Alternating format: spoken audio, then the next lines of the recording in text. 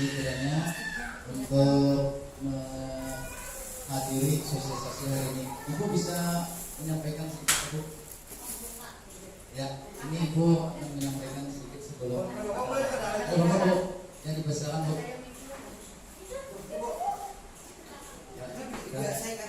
Bu, silakan Bu.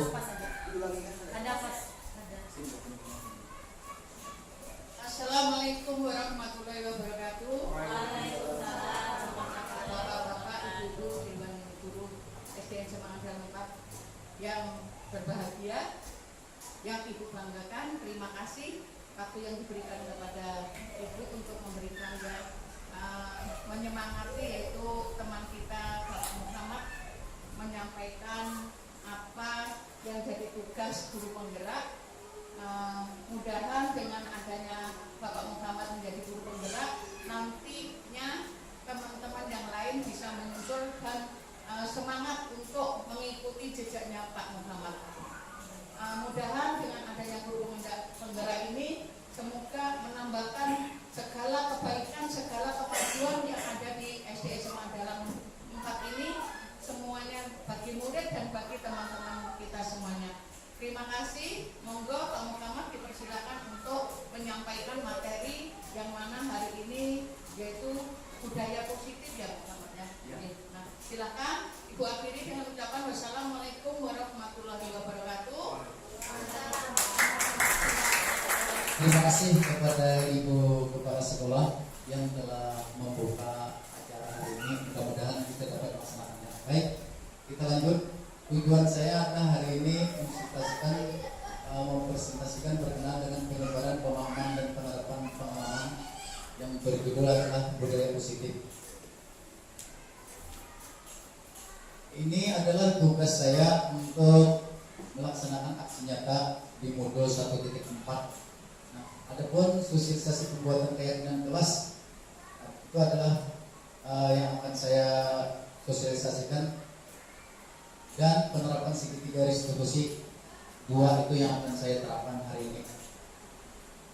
Adapun tindakan untuk aksi nyata, judulnya sosialisasi pembuatan keyakinan kelas dan penerapan segitiga restitusi.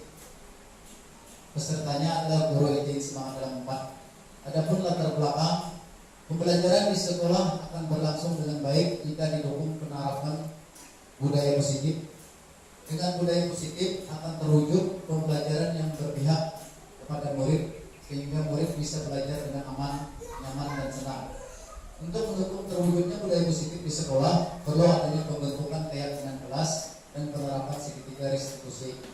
Di SDN Semangat Dalam 4 Kabupaten Kuala, karena tidak semua guru paham tentang keyakinan kelas dan segitiga restitusi, oleh karena itu perlu dilakukan sosialisasi tentang pembuatan keyakinan kelas dan penerapan segitiga restitusi bagi para guru di SDN Semangat Dalam 4. Adapun tujuannya adalah guru mendapatkan pemahaman mengenai keyakinan kelas dan segitiga restitusi sehingga dapat diterapkan di sekolah untuk mendukung terwujudnya budaya positif. Kemudian tolak ukur keberhasilan kegiatan ini adalah: pertama, guru memahami konsep pembuatan keyakinan kelas dan penerapan segitiga restitusi. Yang kedua, adanya poster atau dokumen keyakinan kelas yang dipajang di setiap kelas. Nah, nantinya kita akan membuat dokumen di kelas masing-masing atau dengan poster.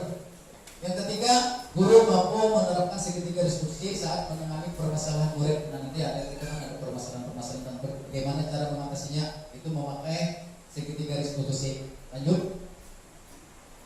Adapun tindakan yang akan dilakukan sebelum ini ada suatu perencanaan, yaitu perencanaan kegiatan ini sudah terlaksana. Membuat materi tentang budaya positif dalam bentuk slide atau PowerPoint sudah kita laksanakan. Kemudian berkonsultasi dengan kepala sekolah untuk mendapatkan masukan mengenai materi yang sudah dibuat, dan penentuan jadwal sosialisasi sudah saya minta. Kemudian bekerja sama dengan petugas sarana prasarana untuk persiapan ruang presentasi pada hari ini.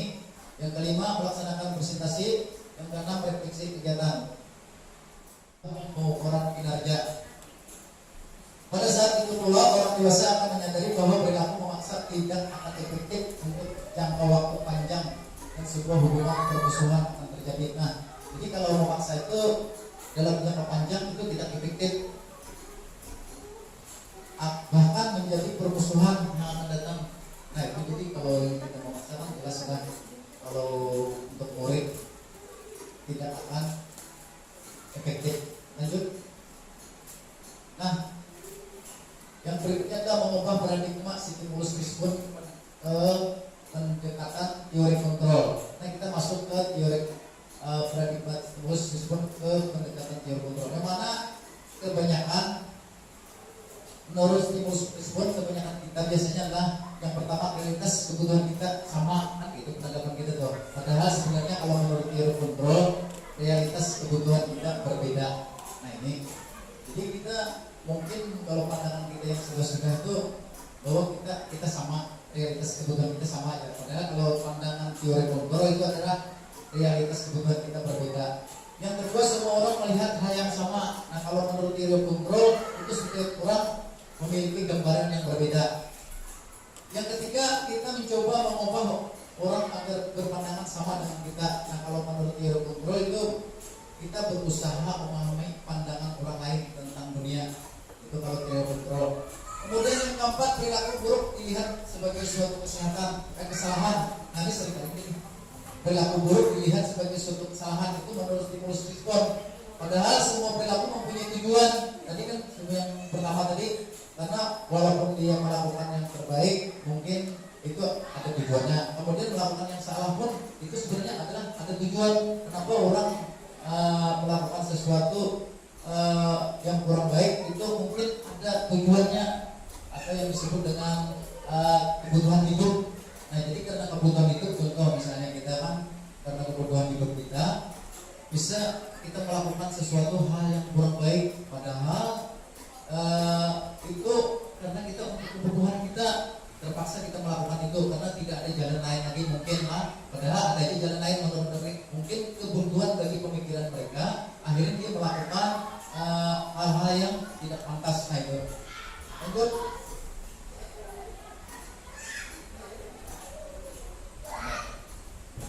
Ya, masuk kepada disiplin positif.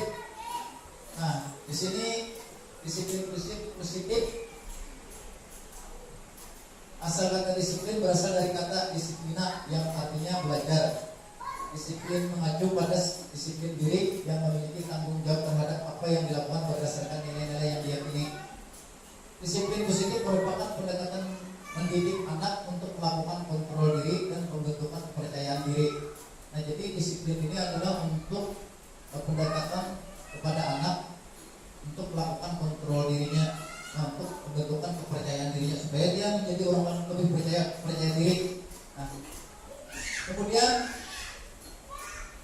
sebagai pendidik, tujuan kita adalah membawa peserta didik yang memiliki disiplin diri sehingga mereka berperilaku mengacu pada nilai-nilai kebaikan yang universal dan memiliki motivasi intrinsik dalam perubahan perilaku ke arah yang lebih baik. Nah, ini tujuan kita adalah untuk menjadikan anak berperilaku ke arah yang lebih baik, tetapi dengan melalui nilai-nilai kebaikan universal. Artinya apa? Dia akan termotivasi dengan melalui intrinsik, artinya melalui dalam diri. Kalau dalam kita bersehari istilahnya dengan ketulusan, atau yang disebut dengan tanpa dipengaruhi orang luar atau pengaruh luar, tetapi datang dari diri sendiri, datang dari dalam diri. Nah ini adalah untuk menjadikan anak-anak ini disiplin tanpa memandang hal-hal yang semacam ada larangan macam itu, tidak, tapi dia kesadaran diri sendiri. Nah ini kesadaran untuk mengacu kepada kesadaran diri. Ya, lanjut. Nilai-nilai kebajikan. Nah, nilai-nilai kebajikan ini sebenarnya banyak, tetapi yang saya buat, yang saya selesaikan ini hari ini adalah nilai yang disepakati bersama, lepas dari suku, bangsa, agama, bahasa maupun latar belakang. Contoh nilai kebajikan institusi atau organisasi. Nah, ini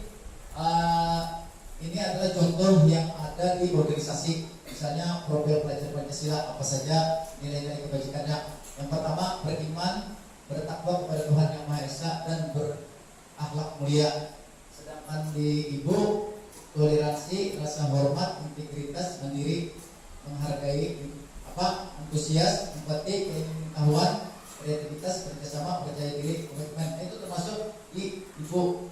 Kalau di profil Pancasila tadi mandiri, bernalar kritis, berkebinekaan global, bergotong royong, kreatif. Nah, itu termasuk nilai-nilai kebajikan dalam organisasi. Yang ketiga itu keterampilan hidup atau life skill. Ini juga termasuk contoh nilai kebajikan. Dapat dipercaya, satu. Yang kedua lurus hati. Nah, itu masuk tadi yang Bapak jelaskan tadi, bahwa lurus hati itu artinya ketulusan hati untuk melakukannya, jadi tanpa ada paksaan. Yang berikutnya pendengar yang aktif. Nanti pendengar yang aktif juga diperlukan kalau ingin dinilai kebajikan. Kemudian tidak merendahkan orang lain. Nah, ini juga termasuk nilai-nilai kebajikan. Yang berikutnya adalah memberikan yang terbaik dari diri. Nah, jadi diri kita sendiri ini bagaimana kita memberikan yang terbaik untuk diri kita sendiri. Kebutuhan dasar manusia. Kebutuhan dasar manusia adalah segala sesuatu yang kita lakukan untuk mendapatkan apa yang kita inginkan. Seluruh tindakan yang kita lakukan memiliki tujuan tertentu, dan semua usaha terbaik yang kita lakukan adalah dalam rangka agar kebutuhan dasar kita terpenuhi dengan baik. Nah, ini tadi kebutuhan, karena manusia ini kan karena kebutuhan jadi melakukan sesuatu banyak, maka setiap kebutuhan, setiap ada tindakan tentu ada tujuan. Tadi termasuk yang pertama tadi itu kenapa orang berbuat terbaik, karena ada tujuan. Kemudian ada juga orang yang berbuat mungkin perbuatan yang tidak baik, itu juga ada tujuannya. Nah, kenapa jadi ada tujuan? Mungkin kan ingin ingin kebutuhan dirinya. Nah, itu lanjut. Nah, ini adalah 5 kebutuhan dasar manusia. Pertama, bertahan hidup. Nah, gara-gara kan kenapa jadi orang melakukan sesuatu, karena gara-gara bertahan hidup. Contohnya kita kan kalau bertahan hidup tentang fisikis biasanya makan, pakaian, tempat tinggal, kesehatan. Sedangkan biologis kan nantinya kebutuhan untuk kawin. Nah, ya, biasanya iyalah kawin. Nah, itu kebutuhan biologis kalau ya, bisa lah. Saya siapa yang mau jadi kebutuhan. Ya, kita lanjut. Itu 5 kebutuhan dasar manusia. Kasih sayang dan rasa diterima. Nah, ini biasanya kalau kasih sayang dan rasa diterima ini rasa dipedulikan, bekerja sama, menjadi bagian dari kelompok. Nah, itu termasuk rasa dikasih sayang dari kawan-kawan ini gitu biasanya lah. Kemudian berikutnya penguasaan. Penguasaan ini biasanya orang ingin berkuasa, ada beberapa tujuannya. Pertama, ingin untuk menjadi pemimpin, kedua ingin untuk menjadi pemimpin, ingin dihormati, sama itu orang bisa berkuasa, mau penguasaan atau mau menguasai itu ingin dihormati, mau juga itulah namanya kebutuhan manusia yang ingin dihendaki. Kemudian keinginan untuk diakui, sama juga itu. Nah, harga diri juga. Ya kan biasanya manusia itu banyak ingin puasa karena harga diri ya bisa itu. Kemudian berikutnya kebebasan. Nah, bebas itu kan nanti manusia pasti keinginan ada kebebasan. Artinya kebebasan di sini adalah memilih pilihan bebas masing-masing. Mau pilih kan masing-masing siapa yang mau pilih. Ya. Kemudian mencoba hal baru. Kemudian mampu mengendalikan arah dirinya. Nah, itu termasuk kebebasan bagi dirinya. Atau mandiri, itu membebaskan. Terakhir, yang kebutuhan dasar manusia yaitu adalah kesenangan. Nah, kesenangan. Memang itu manusia itu butuh kesenangan. Itu bermain, humor, antusias dan tertawa. Nah, sampai di sini dulu ada yang ingin ditanyakan atau mungkin yang ditambahkan gitu. Nah, kawan-kawan bisa kalau ada yang ingin ditambahkan atau misalnya kan ya kalau mau dapat badan kira-kira gitu. Sensasinya. Nah, ini ada yang baru tambahkan yang nanti yang apa? Nah, kebutuhan dasar manusia itu berkenaan dengan kebutuhan dasar manusia tadi bisa ditanyakan dulu sebelum kita masuk ke membuat keyakinan kelas atau masuk keyakinan kelas kita. Yang positif. Setelah yang maju. Itu mundur maju. Institusi kah? Restitusi nanti restitusi kan. Boleh Ibu Halimah itu bertakwa. Ya silakan dulu, Bu. Boleh silakan. Nanti kita melakukan restitusi setelah ini, nanti ada masih banyak lagi, kita masih ada penjelasannya tentang restitusi. Kemudian tentang disiplin positif tadi, mungkin ada yang menanyakan. Silakan sini. Ada bapak yang tidak.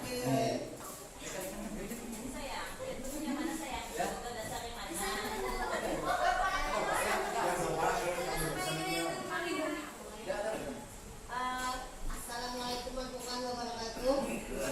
Belum menanyakan tentang disiplin positif. Nah, merupakan pendekatan anak untuk melakukan kontrol diri untuk dan membentuk percaya diri. Kira-kira salah satu contoh disiplin positif yang membentuk percaya diri peserta didik itu apa Pak? Kira-kira supaya kami dapat mengaplikasikannya dengan peserta didik. Enak, oke. Itu aja pertanyaan ulun. Terima kasih. Ya, terima kasih kepada Ibu Inayah yang menanyakan tentang disiplin positif untuk peserta didik. Nah, nanti kita akan masuk ke keyakinan kelas nanti. Nah, termasuk artinya disiplin positif yang akan kita tanamkan di kelas atau di peserta didik itu. Contohnya misalnya dia melakukannya itu tanpa paksaan. Contohnya misalnya dia hadir tepat waktu. Nah, itu nantinya dia melakukannya tanpa ada aturan. Kan kita banyak selama ini kan ada aturan, jangan terlambat datang kan gitu. Nah, nanti kalau masuk ke budaya positif ini, dia menimbulkan dirinya sadar bahwa hadir tepat waktu itu adalah penting bagi dirinya. Nah, itu nantinya jadi kita rubah, makanya tadi judulnya paradigma perubahan. Kalau tadi, nah artinya apa? Mengalihkan siswa atau murid dari yang melakukan biasanya menuruti kalau disiplin itu biasanya mengikuti berdasarkan aturan yang peraturannya ada. Nah, sekarang karena ini kita rubah paradigmanya, yaitu supaya keluar dari dirinya bahwa itu adalah baik bagi dirinya atau nilai-nilai yang baik bagi dirinya, maka dirinya itu akan sadar sendiri, artinya menyadari bahwa ini baik. Nah, itu kita rubah nanti kata-katanya. Jadi kata-kata di sini kita nanti akan dirubah. Asalnya misalnya dari kata jangan, tidak boleh, itu akan kita ubah dengan kata-kata positif. Nah, itu kita langkahnya ubah kata-kata positif. Makanya itu kan itu disiplin positif dirubah. Kalau kata jangan itu berarti peraturan, maka bila peraturan berarti ada konsekuensinya. Berarti yang biasa kita gunakan jangan dan tidak itu kayaknya mematahkan. Ya, mematahkan semangat. Ya betul, gue ini mematahkan semangat. Nah, bahkan itu dianggap berhukuman gue nanti kita masuk ke berikutnya tadi. Nah, itu makanya sosialisasi hari ini adalah berkenaan dengan keyakinan kelas. Nanti berkaitan dengan itu, termasuk restitusi tadi, nanti akan Bapak jelaskan. Kita lanjut yang berikutnya tadi. Ini ya, motivasi perilaku manusia. Nah, ini manusia itu kan terdorong ada dua, ada dari eksternal, ada dari intrinsik. Nah, yang kita harapkan kan dari intrinsik, artinya dari kesadaran yang dari dalam dirinya yang ada itu. Sementara ini kan kita berkait dipaksa ini, ayat dihukum. Sama contoh kita kan ada ke sekolah karena ada peraturan. Nah, di sini kita akan menanamkan yaitu intrinsik, artinya yang ada di dalam diri. Nah, contohnya apa tadi? Misalnya yang dari eksternal itu, nah karena kenyaman, nah kita kan ada untuk menghindari ketidaknyamanan. Nah, gara-gara menghindari ketidaknyamanan itu termasuk eksternal yang keluar dari, artinya karena dorongan luar, bukan dari kesadaran diri. Apalagi ada hukuman, nah takutkan karena dihukum. Nah, lalu kita, ya atau yang berikutnya lagi adalah untuk mendapatkan imbalan. Nah, itu kita kan kebanyakannya melakukan itu karena ada imbalannya atau ada penghargaan. Lalu kita nah ini juga termasuk ada identitas gagal. Sebenarnya dua itu identitas gagal. Kenapa dia dikatakan identitas gagal? Karena itu kan bila orang tuh misalnya atau anak misalnya pernah mendapat penghargaan dari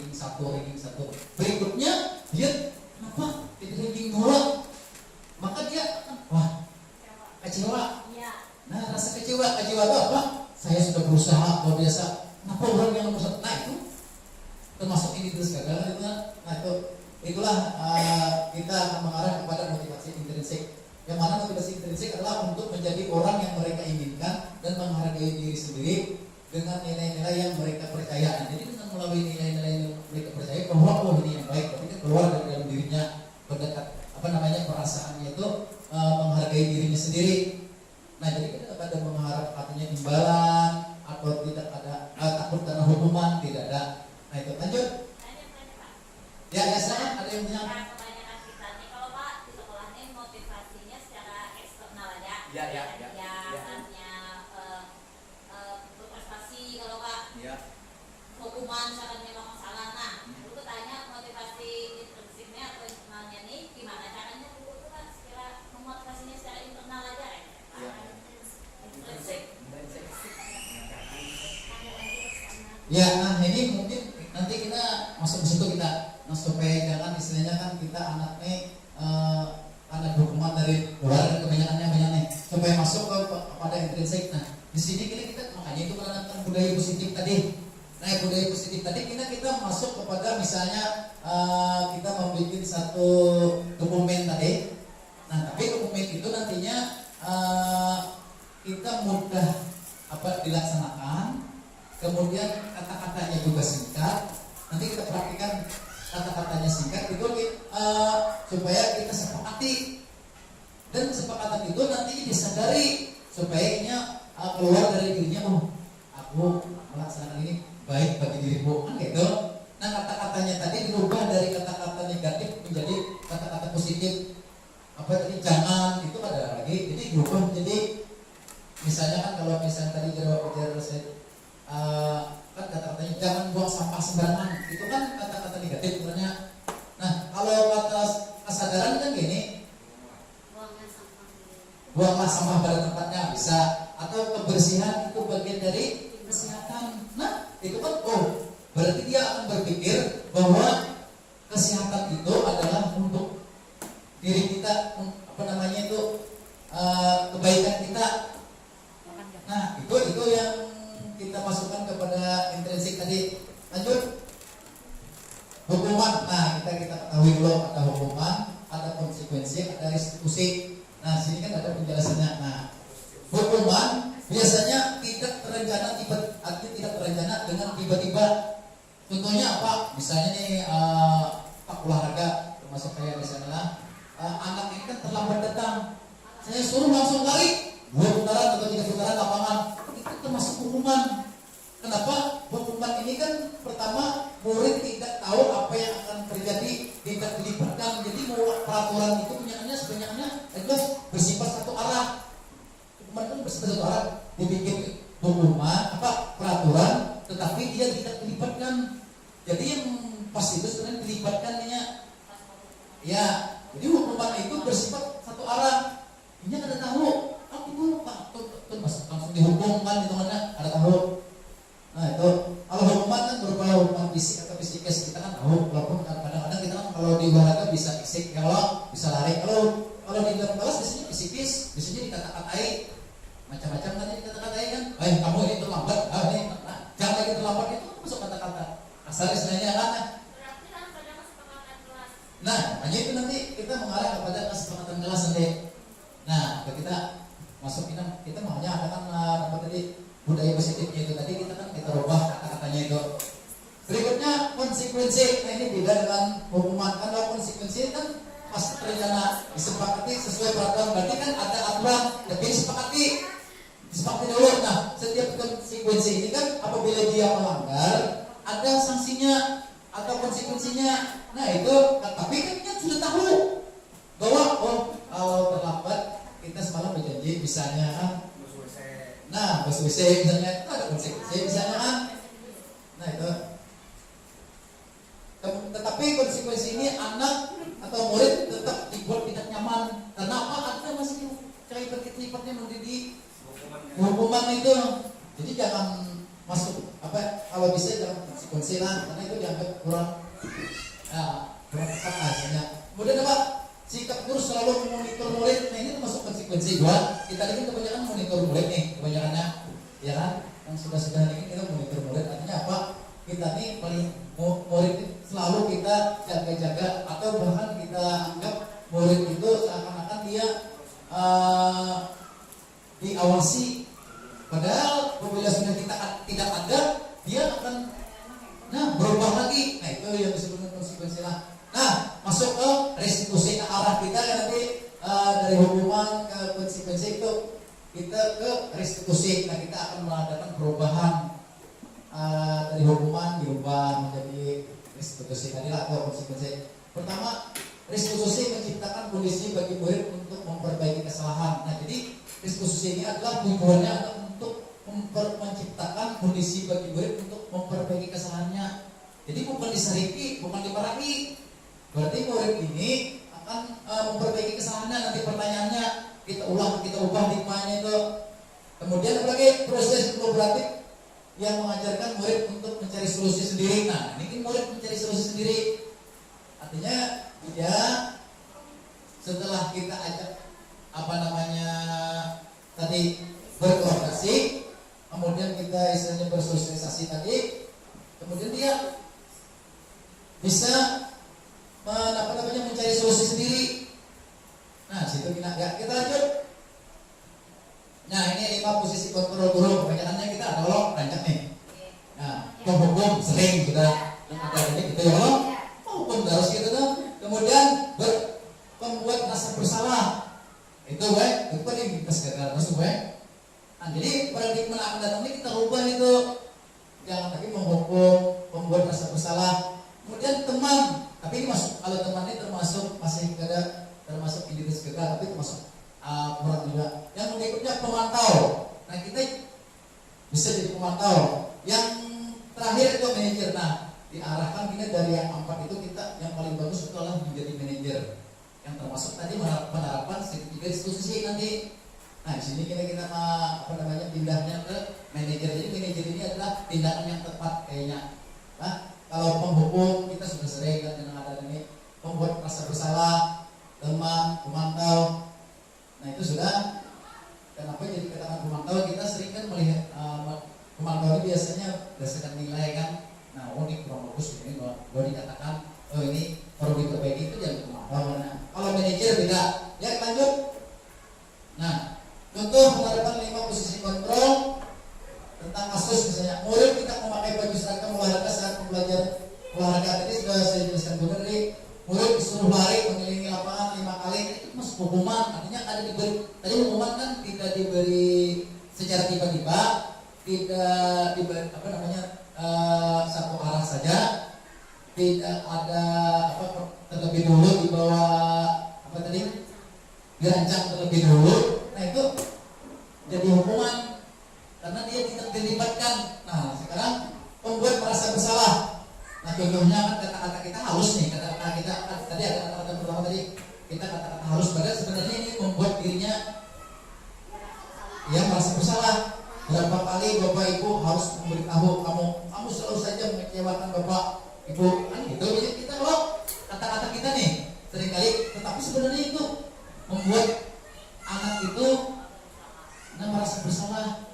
Itu berikutnya contoh penerapan 5 posisi kontrol teman misalnya, kan kita anggap murid kita jadikan teman. Ayo dong ikuti aturan sekolah, tolong bantu bapak ibu ya sekali ini.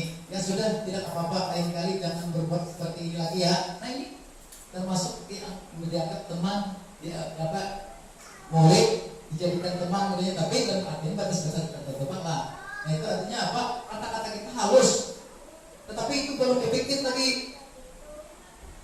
Kemudian berikutnya pemantau. Kamu sudah melanggar peraturan sekolah, kamu tahu konsekuensinya. Nah ini kan setelah pelajaran hari ini, lain kali kamu harus memakai baju seragam olahraga ya, dan jangan diulangi lagi. Ini kata-kata pemantau. Artinya seringkali kita mengatakan seperti itu. Nah itu. Nah lanjut. Nah sedangkan kita harus mengarah ke manajer. Manajer ini tadi apa tadi? Kalau kita kan mencari solusi, murid itu mencari solusi sendiri. Kemudian apalagi tadi kita mencari mengetahui kesalahannya sendiri. Nah itu. Manajer, apakah ini contoh kata-katanya atau pertanyaannya misalnya, apakah kamu tahu kesalahanmu? kira-kira bagaimana kamu memperbaiki kesalahanmu. Nah itu kata-katanya, kata-kata positifnya. Yang terdahulu kita sering loh kata-kata, kenapa kamu terlambat? Nah kan itu kata-kata kasar bunyinya. Dilarang kamu terlambat, kan kata-kata kata-katanya kata positif juga. Yang cari kan kata-kata positif. Contohnya apa? Apakah kamu tahu kesalahanmu? Kira-kira bagaimana kamu memperbaiki kesalahanmu? Nah itu kata kemudian. Ya lanjut. Nah ini ada posisi kontrol apakah aku. Nah ini kan ada 4 saja saya buat loh. Yang pertama, kira-kira ini apakah ini termasuk posisi kontrol hukuman kah, atau misalnya dari teman, apalagi seandainya tadi merasa bersalah kah, atau manajer, nanti bolong-bolong ada pemantau. Nah, yang pertama, kamu tidak pernah benar melakukannya, itu pemantau kah, atau hukuman kah, atau apa ini menurut pada kita ya? Yang nomor 1 dulu, yang nomor 1 dulu. Nomor 1 apa? Ibu? Ya. Nomor 1 apa? Menurut pendapat? Yang 5 sebenarnya cuma 4 saja. Satu yang nomor 1 apa?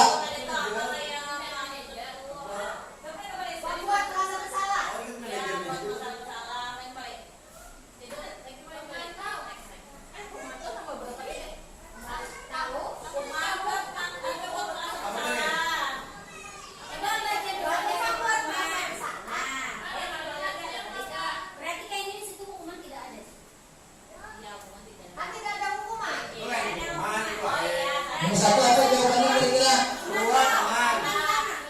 Nomor 1 apa? Pemantau. Kenapa? Merasa berbuatnya Pak? Membuat merasa bersalah. Sebenarnya jawabannya kalau di situ adalah kamu tidak pernah benar melakukannya, itu hukuman. Kalau menurut adanya hukuman itu kenapa jadi hukuman? Nah ini kan kamu tidak pernah kan berarti kan sedangkan segala hal yang dilakukannya itu selalu salah. nah selalu salah hukuman karena itu melakukan selalu salah. Kenapa ini kamu melakukan Dua tuh. Nah berarti hukuman itu yang pertama hukuman itu nggak boleh dilakukan. sedikit lah agak mirip Pak, kayaknya lawan merasa dia bersalah agak mirip. Iya. Ya langsung memponis kan, kamu tidak pernah benar melakukannya langsung memponis itu hukuman. Berarti mungkin 2 tuh enggak. Hukuman dia kalau salah iya. Berarti hukuman itu kadang masih langsung kita menjadikan sesuatu yang sanksi.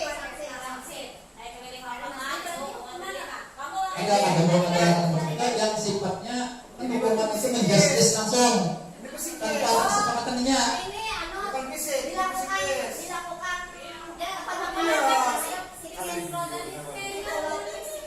psikologis. Ya bisa psikologis, bisa fisik. Kalau hukuman itu Ya psikologis nih. ini kayak psikologis. Psikis. Harus dijelasin. Iya, ya memang itu sengaja jauh. Hukuman bapak cuma satu contoh kan langsung Iya. ponis sanksinya langsung kayak. Ya kan, tapi kan bisa psikis, bisa fisik, bisa psikis kan tadi. Jadi mindset kamu itu misalnya kalau kan pegawai nih disuruh berdiri di depan kelas langsung. Nah itu kan hukuman tuh. Tapi karena secara psikis kan sudah dijelaskan ada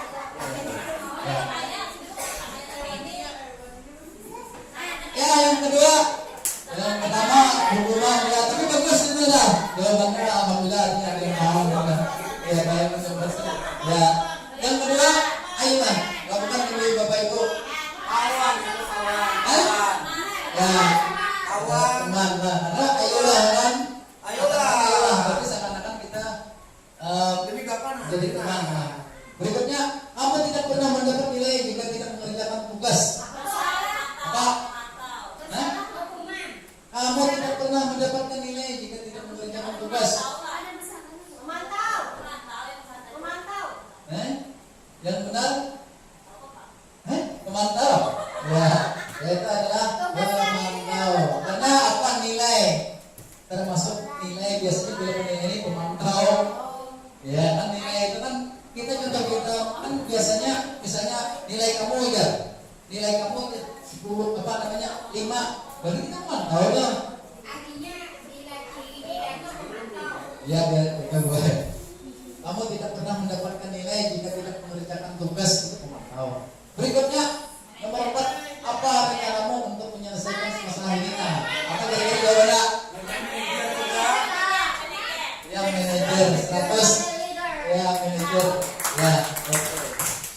Sudah tahu mana manajer kan? Mana teman, mana hubungan. Kita seringkali kan kita sulit membedakan ya, mana sering kita melakukan hubungan ya. Berikutnya lanjut.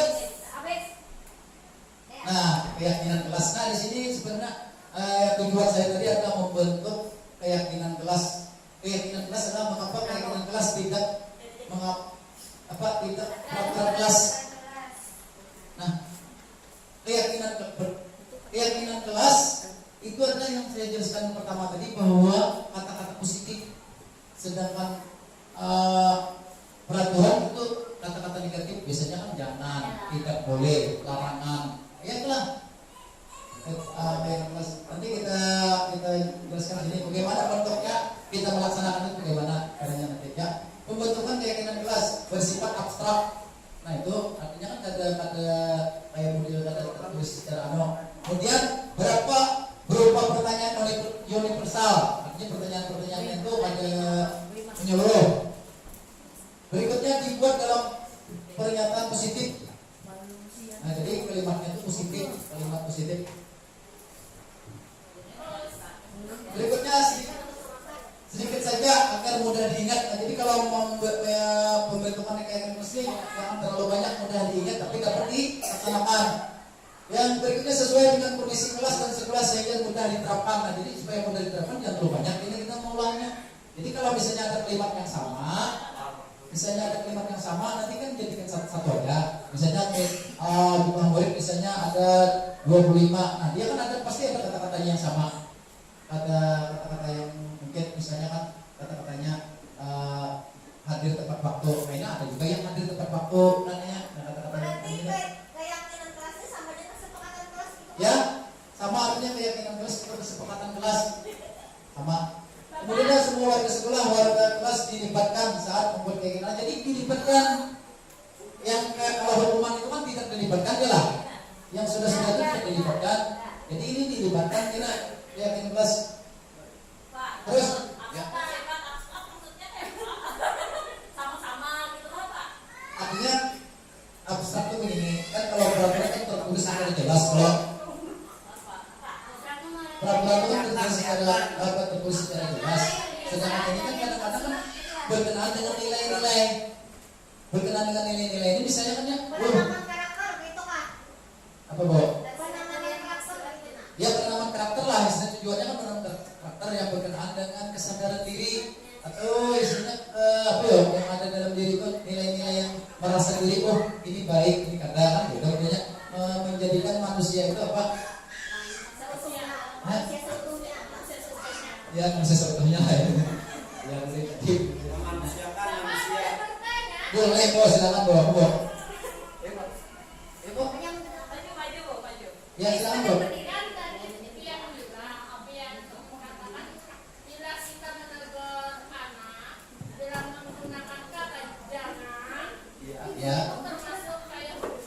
Ya. Jadi bisakah pian contohkan kalimat seperti apa yang bagus untuk menegur anak yang bukan merupakan sifatnya hukuman? Ya, misalnya nanti kita kan marah ke segitiga diskusi nanti. Yang pertama kata-katanya kenapa kamu? Ini kan kata-katanya kita kan misalnya Supaya positif. ya yang supaya positif jangan negatif. Nah misalnya kenapa kamu terlambat kan gitu lah. Nah itu masih negatif betul, masih negatif. Jadi kita nanti kalau anak terlambat Sama-sama dengan itu maksudnya ya kita ajak pertama kita ajak dulu bicara. Nah kita tanya kan kita pertama nanti kalau diskusi itu kan pertama tanya validasi tidak menstabilkan identitas. Nanti masuk kita ke situ. Yang pertanyaan dia tadi, menstabilkan identitas itu artinya begini. Apabila anak ini kan dia melakukan kesalahan, tidak langsung kita kenapa kamu tidak terlambat, bukan begitu. Tapi kita tanya secara halus dulu, misalnya, ya kenapa tadi jadi terlambat? Gitu dulu kata-katanya. Nah, ini kata-katanya. Tuh. Biasanya kan ibu-ibu nih kalau langsung ngegas saja. Iya langsung gas. Ya. Jadi kata-kata itu. Jadi kata-katanya dihalusi, kemudian nanti boleh cakap ibarat kita tuh anaknya dulu distabilkan dirinya dulu, jadi jangan langsung kayak model dimarahi atau langsung dono. Jadi kita dulu, kenapa ini jadi kayak ini, kenapa itu dulu. Nanti ditanya sebabnya kenapa. Iya, Aurangga. iya. Setelah itu Baru kita kan mau mengarah kepada keyakinan kelas tadi. Nah, mengarah kepada keyakinan kelas. Nah, nanti kita lanjutkan, nanti kita akan mengarah keyakinan kelas itu. Contohnya misalnya apa? Misalnya kan ke anak tadi melakukan kesalahan tadi, kita kita cari solusinya. Nah, itu kata-katanya. Nah, itu kata-kata berikutnya next. Next gimana nih? Next. Ya, nah, yang kalian tanyakan ini sebenarnya masuknya adalah menangani kasus dengan cara tahapan segitiga restitusi. Nah, ini jadi kalau ada masalah ini cara menanganinya pertama tadi adalah menstabilkan identitas. Nah, kayak apa kita kata-kata kalimat ini menstabilkan identitas? Artinya gini, kayak ibarat bahasa kita sini, anak itu diampun dulu, anak itu istrinya dipuji dulu supaya jangan hanya model kecewa. Itu menstabilkan identitas. Rancak ikan itu sudah lambat kenapa? Nah, ya itu ya kata-kata dan kamu kata-katanya dihalusi. Ya. Nah. Kemudian apa? Tadi kita jelaskan dulu suatu tahap psikis ini suatu proses dialog yang dijalankan oleh guru agar dapat menghasilkan murid yang mandiri dan bertanggung jawab. Nah, ini tujuannya. Nah, itu tadi menstabilkan identitas. Contohnya apa? Misalnya ini pertanyaannya.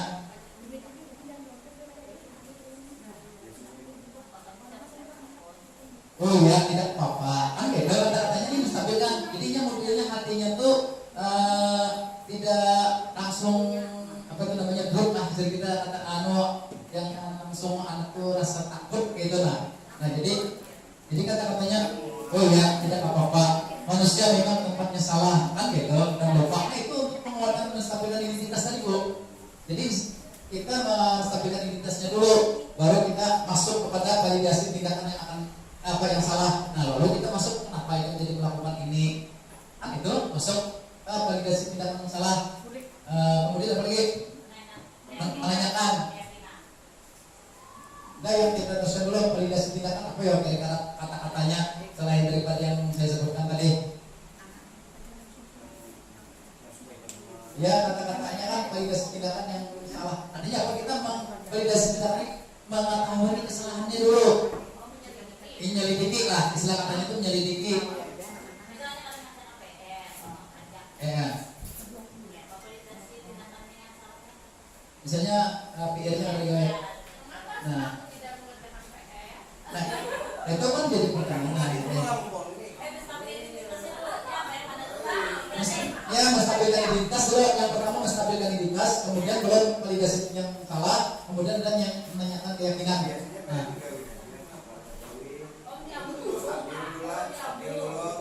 ya, menstabilkan dulu.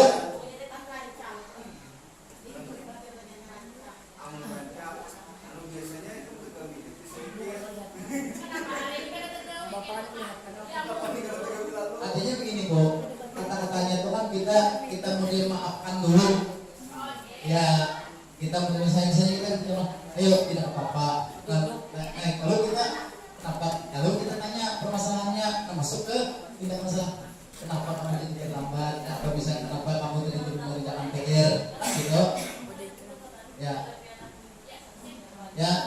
Terus apa menanyakan keyakinan? Nah, menanyakan keyakinan ini contohnya kita misalnya kan tadi contoh misalnya dia melakukan kesalahan misalnya. Nah, lalu kita tanya kan kita ada satu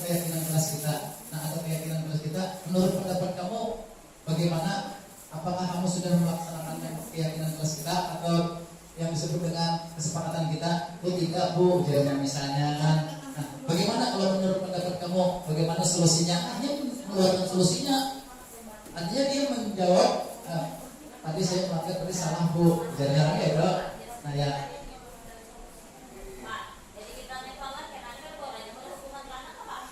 Kalau menurut di sini, bukan tidak boleh, tetapi kita di sini kan mengarah perubahan baru. Artinya kan kita mengarah kepada manajer tadi, supaya artinya kita melakukan anak itu menurut apa Ki Hajar Dewantara, aslinya apa tuh namanya filosofi Ki Hajar Dewantara, Tukuri Handayani. Nah itu, jadi tidak ada lagi istilahnya kan kalau sifat hukuman.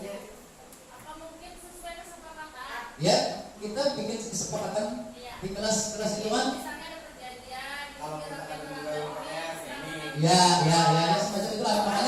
Makanya kita kan mau bikin satu kesepakatan ini ke kalian ngomong spesifik tadi. Ikuti anak-anak, kita kada bisa Pak. Mungkin ada dalam batas-batas tertentu. Ya, memang ada batas-batas tertentu. Makanya kita sepakati kita. Oke. Fungsinya tadi ada permasalahan yang si Fikri ada mau ikut agama sama Pak Ipul tadi karena dapat hukumannya apa? Hukuman kekerasan fisik kan, kamu dipukul kan sama bapak, ada hukuman apa? Hukuman kamu dimasukkan WC kan, ada suruh bersih-bersih, ada apa hukumannya? Suruh menulis wajar. Murid itu memang tujuannya itu untuk belajar menulis, berhitung, ngajar itu seperti itu tadi itu. Ya, kita sedikit lagi lah supaya meneruskan pelajaran kita. Tadi Masih banyak kan? Masih banyak lagi materinya. Ya, baik. Nah, contohnya menstabilkan identitas berdasarkan prinsip membuat kesalahan adalah bagian dari proses pembelajaran. Nah, ini menstabilkan identitas itu berdasarkan prinsip membuat kesalahan adalah bagian dari proses pembelajaran. Jadi kalau salah itu jangan dianggap penuh, berarti itu adalah suatu proses untuk menjadikan pelajaran baginya. Itu sebenarnya contohnya berbuat salah itu wajar, kata-katanya kan gitu. Kemudian tidak ada manusia yang sempurna, itu kata-katanya. Kalau misalnya kita menanya gimana kita kan gitu. Kemudian Bapak Ibu juga pernah melakukan itu. Kita kata-kata halusnya, kalimat positifnya. Nah, jadi menanamkan budayanya itu seperti itu. Kemudian apa lagi? Bapak Ibu tidak mau mencari siapa yang salah, tapi Bapak Ibu ingin mencari solusi dari permasalahan ini. Oh, kata-kata positifnya. Kemudian apa lagi? Kamu berhak merasa begitu. Kamu berhak merasa begitu. Iya, nah, artinya menstabilkan ini tuh rasa dirinya tuh merasakan disalahkan. Akhirnya dia akan membuka tindak membuka nanti masalahnya coba next berikutnya. Nah, validasi tindakan yang salah berdasarkan prinsip setiap perilaku berupaya memenuhi suatu kebutuhan tertentu. Nah, kenapa anak itu jadi melakukan sesuatu? Karena ya memang ada yang dibutuhkan. Ya mungkin tidak, kan setiap orang berbeda-beda tadi kebutuhannya. Mungkin yang minta disayangi tadi, mungkin saja lagi yang mungkin di rumah tadi kan misalnya kan dapat apa misalnya kan akhirnya dia. Contohnya soal kita si Arya. Ya. Nah, arti ada sesuatu. Betul, anakku berulang-ulang seperti ini, anak itu melakukan kesalahan. Kita tanya dulu ya. Mungkinnya ada kebutuhan yang belum terpenuhi. Ya, ada kau menjes langsung dulu kita. Nah itu. Nah, yang menggunakan restitusi tadi ya paham juga ya. Paham itu ya paham. Nah itu. Mantap ibu. Ya.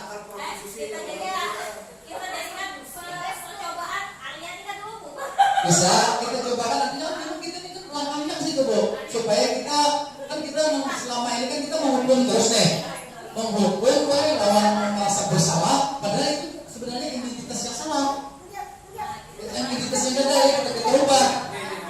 Jadi kita harus rubah paradigma itu, kita rubah. Nah, kenapa ini dilakukan? Padahal ada sesuatu yang kebutuhannya. Lanjut, tadi kan validasi tindakan yang salah. Ya lanjut. Tadi ya nanyakan keyakinan. Nah ini perlu, karena yang terakhir ini termasuk manajer biasanya melakukan ini. Apakah keyakinan kita? Nah berarti mengingatkan lagi kembali tadi apa yang kita sudah lakukan tadi. Kemudian berikutnya nilai apa yang telah disepakati bersama.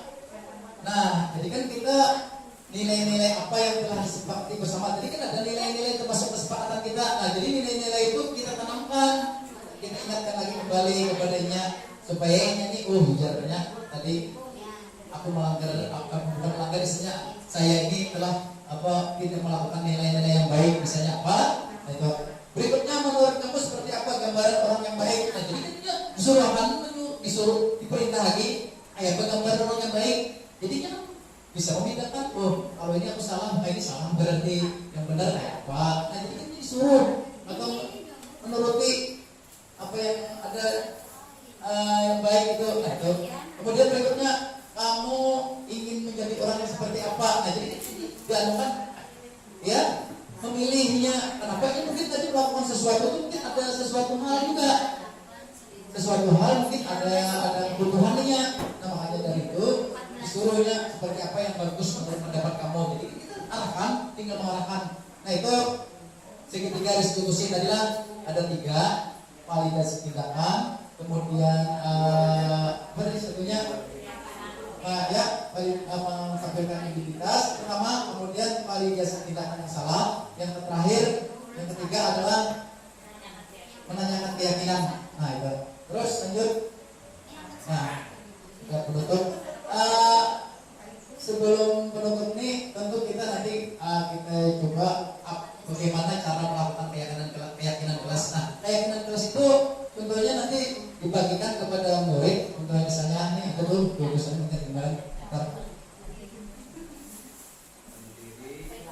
Nah, ini artinya contoh. Nah, ini kan misalnya kesepakatan kelas. Jadinya masing-masing menulis baik kesepakatan apa yang misalnya menurutnya bagus. Dibagi dirinya sendiri, makanya yang namanya kesepakatan kelas itu kan dia dilibatkan. Oh, artinya tuh aku nih nanti berkeyakinan akan dikasih karakter apa kok? Nah, ya seperti itu. Jadi dia yang membuat, dia juga yang melaksanakannya, karena itu yang datang dari dirinya sendiri. Dan sepakat kita kan, misalnya kita hadir tepat waktu. Nah, jadi tuh di sini misalnya kan. Pokoknya misalnya kita sepakati dulu, kita makanya dari yang mudah dulu tuh, dari berapa misalnya kan memakai seragam olahraga yang misalnya kan olahraga misalnya memakai baju seragam yang rapi, atau misalnya pakai seragam olahraga yang lengkap kan gitu. Nah, kita tempel. Bisa juga kita tempelin untuk mudah karena ya maka itu kan ya. Nah, ini misalnya begini nah, kan biasanya kita dilarang membuang sampah sembarangan kan gitu. Nah, lalu di sini ada kata-katanya buanglah sampah pada tempatnya, itu kan juga positif buat bagi muridnya. Nah, jadi kita juga nanti kita sepakati ya yang mana bilangnya sama, tempatnya jadi masalah. Sama itu berarti kan diambil sedikit saja, jangan terlalu banyak, misalnya 5 aja lah yang kita sepakati dulu. Ya, sama kalau yang sama. Gambarnya tulis siswa yang menulis. Jadi siswa yang menulis kita sepakati. Nah, nanti kalau sudah kita sepakati, nanti kita bikin dokumen atau nanti poster di dinding kita tempelkan. Ya, lain peraturan baik, namanya keyakinan kelas atau tadi kesepakatan kelas. Kalau peraturan kan kalau melanggar dapat sanksi, berarti kita masih menghukum baik. Yang ini tujuannya adalah bukan menghukum lagi. Ya, dia sendiri yang membikin, kemudian dengan kesadaran dirinya. Nah, itu baik, jadi kita menjalankan doa. Kemudian yang berikutnya itu tadi adalah sebenarnya kita mau mempraktikkan misalnya kan siswa ada melakukan kasus tadi diskusi segitiga tadi. Jadi diskusi segitiga tadi itu pertama kita menstabilkan identitas dulu. Jadi pertanyaannya jangan menjustis langsung, artinya pertanyaannya jangan menulis langsung, jangan. Jadi ya, jadi kita melakukan 3 restitusi tadi. Jadi caranya pertama kita istilahnya menimbulkan ya menstabilkan identitas. Nah, ini pertama itu kita menstabilkan identitas dulu. Itu jadi kita misalnya berbuat salah itu wajar, jadi kita kan Bang. Jadi kan intinya seakan dirinya itu ada disalahkan. Tidak disalahkan langsung, tetapi kita kan mengambil dulu bagaimana supaya dia menstabilkan dulu. Jadinya stabil. Lalu kita berikutnya tidak apa-apa manusia dapatnya tidak sempurna. Lalu kan dia rasa dirinya itu kan rasa ada disalahkan. Kemudian apa lagi? Nah, validasi tindakan yang salah. Nah, kalau validasi tindakan yang salah ini kan lalu kita tanyakan, kamu pasti punya alasan kenapa lu melakukan hal itu. Nah, kan gitu apa tidak? Ya misalkan Ya. alasannya banyak kawannya, nah jadi banyak kawan. Nah, ya itu kan. Ya, kenapa kamu jadi melakukan ini? Kan itu kan akhirnya kita kan tahu, oh ini permasalahannya. Jadi permasalahan itu akan kita ketahui apa salahnya. Ya. Kemudian apa tidak ada cara lain untuk tidak melakukan itu? Nah kan itu pertanyaan-pertanyaan positifnya. Ya, nah berikutnya menanyakan keyakinan. Nah menanyakan keyakinan inilah yang kita perlu benar. Ya, kita ulang. Nah, apa keyakinan keras kita kan sudah kita sepakati kan itu. Nilai-nilai apa yang telah disepakati bersama. Nah sudah, kita kan sudah kesepakatan kan tadi. Menurut kamu seperti apa gambaran orang yang baik? Nah, berarti kan bisanya melakukan tuh. Kemudian pertanyaannya tuh, kamu ingin menjadi orang yang seperti apa? Nah, itu pertanyaan-pertanyaan positifnya. Nah, penutup atau terakhir untuk menutup hari ini, dalam penerapan program disiplin positif, hendaknya guru memiliki standar kepribadian proporsional dan sosial yang baik, di mana guru mampu merefleksikan dirinya dalam posisi kontrol saat ini. Bagaimana perjalanan dirinya sebagai manajer yang menuntun murid-muridnya menjadi insan yang mandiri, merdeka, dan bertanggung jawab. Nah ini standar nasional pendidikan. Nah jadi itu sebagai penutup kita. Maka mohon maaf kalau ada kesalahan atau kekurangan. Sampai di sini dulu. Kalau ada yang ditanyakan nanti bisa di belakang berikutnya. Assalamualaikum warahmatullahi wabarakatuh.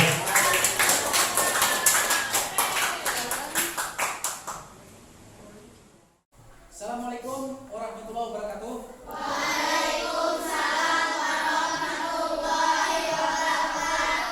Baik anak-anak, hari ini kita akan membuat kesepakatan kelas.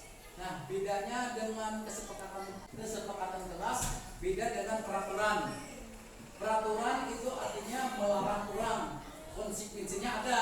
Tetapi kalau kesepakatan itu adalah satu penjelasan apa namanya, kita masing-masingnya memberikan kesepakatan kelas untuk kita laksanakan. Itu namanya kesepakatan kelas. Nah, kesepakatan kelas itu termasuk meyakinkan kepada kita, misalnya apa contohnya, menjaga kebersihan adalah sebagian daripada iman misalnya. Nah itu salah satu contohnya. Nah kemudian apalagi contohnya, kebersihan adalah pangkal dari kesehatan. Nah itu kamu tulis masing-masing apa yang sudah Bapak bagikan tadi. Nanti setelah kamu selesai menulis nanti akan ditampilkan di sini. Sudah paham tentang kesepakatan kelas? Ya baik, tulis silakan kesepakatan kelas yang kamu masing-masingnya, yang kamu bisa, yang kamu tahu, yang kamu lakukan. Ya silakan tulis.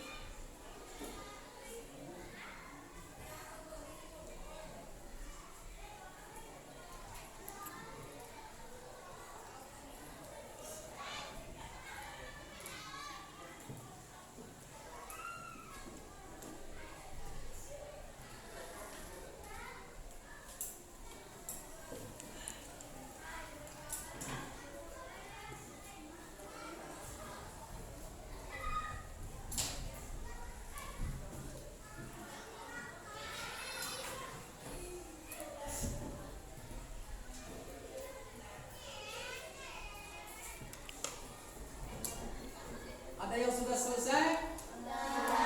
Sudah selesai. Kalau sudah selesai, boleh satu persatu mulai dari sana. Sudah selesai? Ya, kalau sudah selesai, tempelkan di sini. Ya, tempelkan paling dulu. Ya, tempelkan.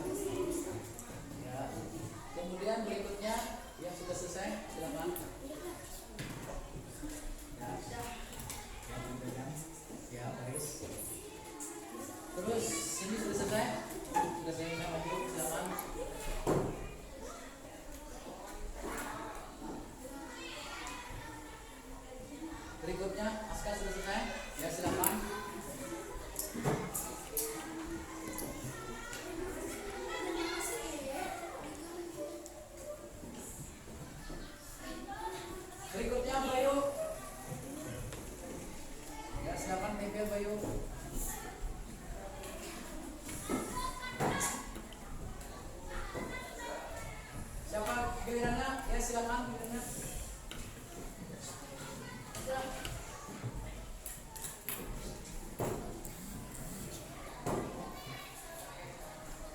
Berikutnya bawah sini.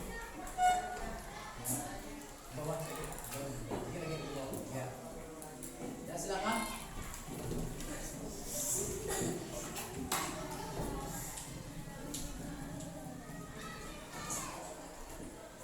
Berikutnya.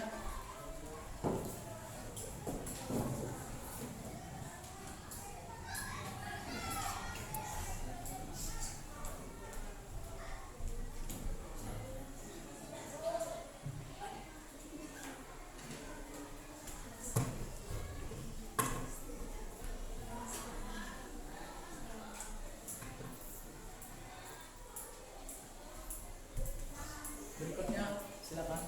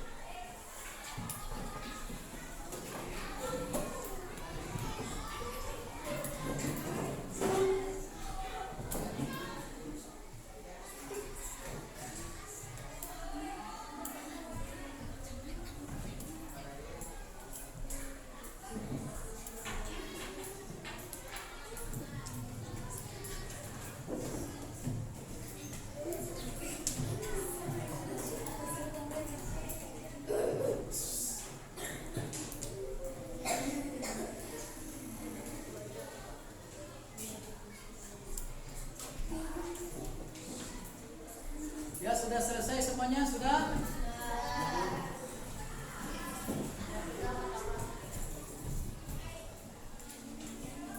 Ya, baik. Ini adalah sudah kita melaksanakan kesepakatan kelas. Nah, kita baca yang pertama ini hadir tepat waktu. Nah, mantap. Ini sudah artinya kan kita sepakat bahwa hadir waktu olahraga tepat waktu. Kemudian apa lagi? Menjaga kebersihan kelas, pintar. Nah, ini sudah ada kita kesepakatan. Nah, itu harus nanti kita lakukan atau kita laksanakan. Nah, itu kesepakatan kelas kita. Kemudian apa lagi? Menggunakan baju olahraga saat pelajaran olahraga. Nah, itu kesepakatan kita. Terus berbicara lagi, menahan emosi waktu bermain. Nah, waktu bermain misalnya kalau ada yang kawan yang melakukan kesalahan, jangan langsung marah. Ya, baik. Berikutnya, buang sampah pada tempatnya. Nah, ini sudah pintar. Artinya itu kesepakatan kita. Jadi kalau nanti habis makan, jadi buanglah pada misalnya bekas makanan itu yang kita apa namanya itu bungkusan itu harus dibuang pada tempatnya, tempat sampah. Berpakaian dengan sopan. Nah, ini juga sudah kita melihat di sini. Berikutnya tadi sudah hadir tepat waktu.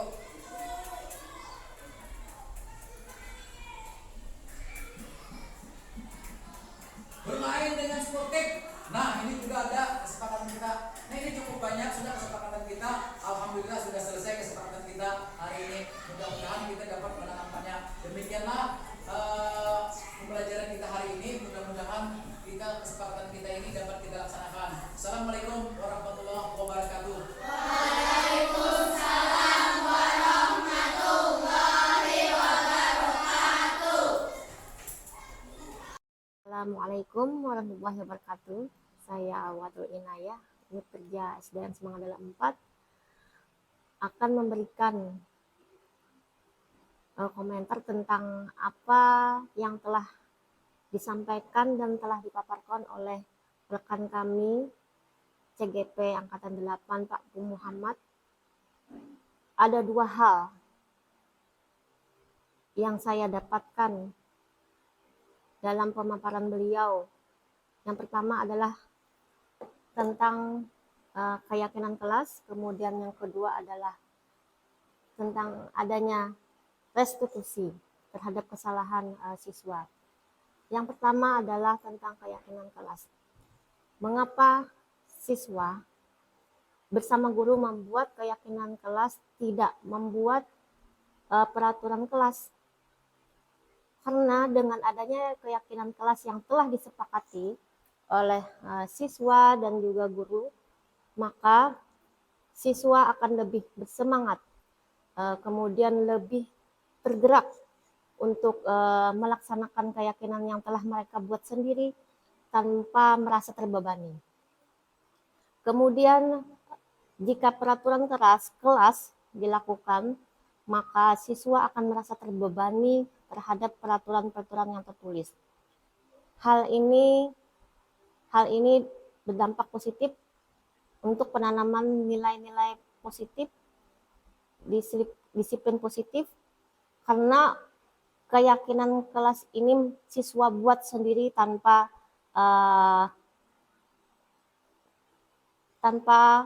harus dari guru, tapi disepakati oleh mereka sendiri dan mereka buat sendiri, kemudian mereka lakukan sendiri. Hal yang kedua adalah tentang adanya restitusi, di mana restitusi ini adalah menciptakan kondisi murid untuk memperbaiki kesalahan mereka dengan memberikan penawaran, bukan paksaan. Di mana kita ketahui selama ini para guru ketika anak melakukan kesalahan, hukumanlah yang cara terbaik dilakukan oleh guru. Tetapi tidak demikian. Restitusi akan berdampak positif terhadap psikologis anak, juga terhadap fisik anak. Ketika hukuman itu dilakukan, maka anak merasa terluka, kemudian akhirnya berdampak negatif terhadap psikologis anak, yang akhirnya juga berkelanjutan terhadap kemampuan belajar anak di dalam kelas. Dengan restitusi, maka anak akan menyelesaikan permasalahan dan akan menyesali apa yang telah mereka perbuat, kemudian mereka memperbaikinya kembali. Dengan adanya 3 hal restitusi yang saya ketahui, yang pertama adalah menstabilkan identitas, validasi tindakan, kemudian menanyakan keyakinan yang telah mereka buat tersebut, maka anak akan sendirinya menyadari bahwa kesalahan mereka buat itu akan berdampak negatif bagi dirinya dan bagi orang lain.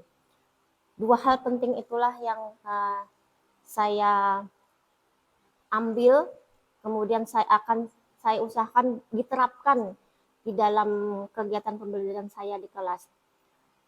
Demikian tanggapan dari saya. Terima kasih. Wassalamualaikum warahmatullahi wabarakatuh.